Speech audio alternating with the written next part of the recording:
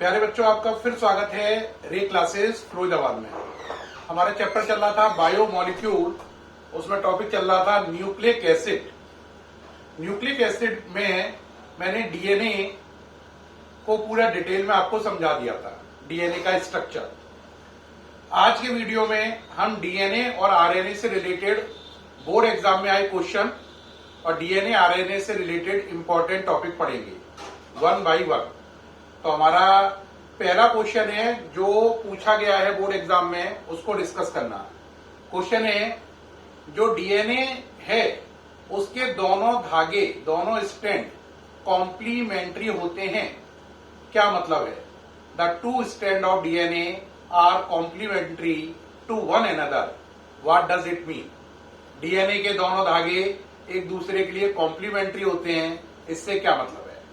बेटा देखो, डीएनए में दो धागे होते हैं, आपको मालूम ही है, दो पॉलीन्यूक्लियोटाइड चेन होती हैं।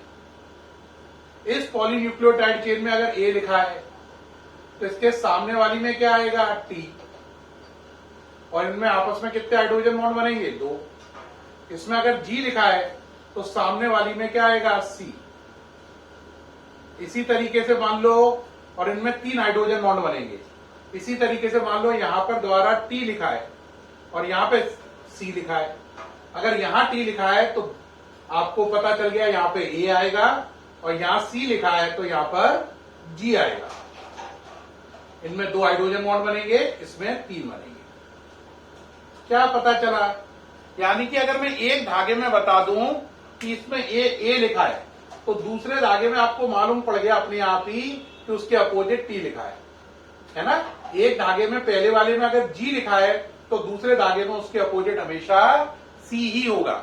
इसका मतलब अगर एक धागे का मैं कॉन्फ़िगरेशन बता दूं कि उसमें क्या लिखा है, ए टी जी सी, तो दूसरे धागे का कॉन्फ़िगरेशन अगर ना भी बताऊं तो भी आप समझ जाएंगे कि पहले धागे को देखकर दूसरे धागे में क्या लिखा होगा।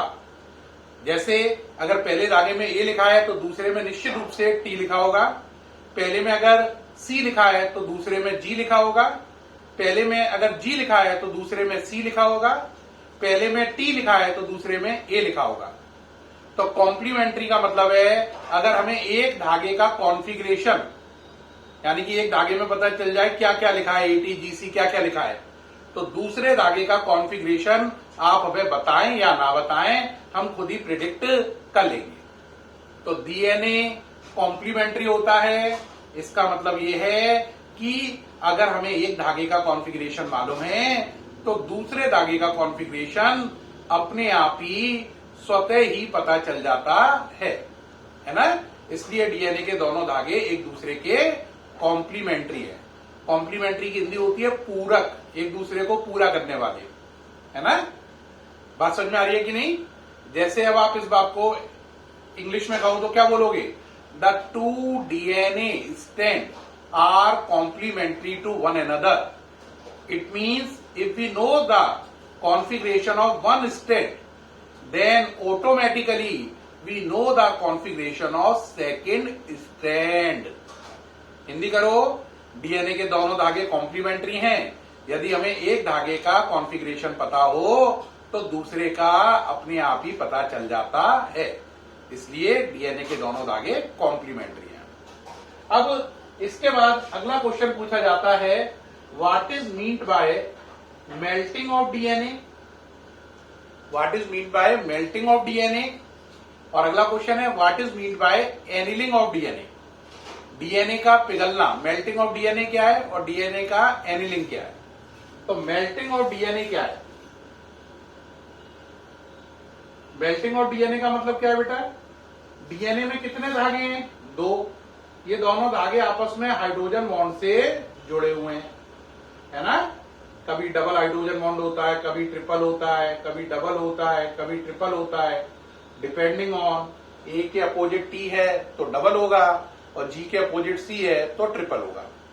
अगर आप इसे हीट करो, क्या करो? हीट, तो ये बॉन्ड, हाइड्रोजन बॉन्ड टूट जाएंगे और ये दोनों धागे अलग अलग हो जाएंगे। तो हीट करने पर डीएनए का दोनों धागों का अलग अलग हो जाना ही कहलाता है मेल्टिंग ऑफ डीएनए। इसमें मेल्टिंग का मतलब पिघलने से नहीं है ना? मेल्टिंग का मतलब सेपरेशन से है। तो मेल्टिंग ऑफ डीएनए का मतलब डीएनए फिलामेंट को हीट करने पर उसके दोनों स्ट्रैंड एक दूसरे से अलग अलग हो जाते हैं, इसे बोलते हैं मेल्टिंग ऑफ डीएनए, है ना। On heating the two strand of DNA separate from one another, this phenomena is called melting of DNA. ठीक, अब बात आती है सर मेल्टिंग ऑफ डीएनए तो हमें समझ में आ गया। आपने एक और टर्म बोला था, हाँ वो बोला था एनिलिंग ऑफ डीएनए। अब देखो जो मेल्टिंग ऑफ डीएनए के बाद आता है अगला टर्म एनिलिंग ऑफ डीएनए। जो बेटा एनिलिंग ऑफ डीएनए है ये मेल्टिंग ऑफ डीएनए का उल्टा है। आप कहोगे उल्टा का मतलब क्या है? अगर डीएनए के दोनों धागे गर्म करने पर एक दूसरे से अलग अलग हो गए, तो अगर उन्हें ठंडा करें तो दोनों धागे आपस में वापस जुड़ जाएंगे। तो गर्म करने पर अलग अलग होना मेल्टिंग ऑफ डीएनए है, और ठंडा करने पर उनका आपस में वापस में ठंडा करने पर उन दोनों धागों का आपस में वापस रीयूनियन क्या कहलाएगा? एनिलिंग ऑफ डीएनए, है ना। तो क्या बना? अगर आप कूल करोगे तो ये दोनों धागे वापस क्या हो जाएंगे? जुड़ जाएंगे, फिलामेंट कंप्लीट हो जाएगा। ये बात कहलाएगी एनिलिंग। हीट करने पर अलग होना, यहां से यहां आना मेल्टिंग है, और यहां से वापस यहां आना एनिलिंग है। बात क्लियर हुई या नहीं? समझ में आ गई? तो एनिलिंग क्या है? To strand of DNA coil up to form DNA filament on cooling. This phenomena is called annealing of DNA. DNA के दोनों धागे ठंडा करने पर आपस में जुड़कर डीएनए का फिलामेंट बना लेते हैं। ये घटना एनिलिंग ऑफ डीएनए कहलाती है। बात समझ में आई? तो हमने तीन चीजें समझ ली। क्या क्या समझा?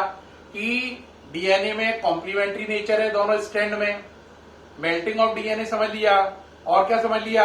Annealing of DNA. पूरी बात समझ में आ गई तीनों टॉपिक में। अब हमें टॉपिक समझने हैं ट्रांसक्रिप्शन, ट्रांसलेशन। क्या समझने हैं? Transcription, translation. उनको समझने से पहले एक और टॉपिक आता है, एक और टॉपिक रह गया, चार्ज ऑफ रूल। क्या है? Charge of rule.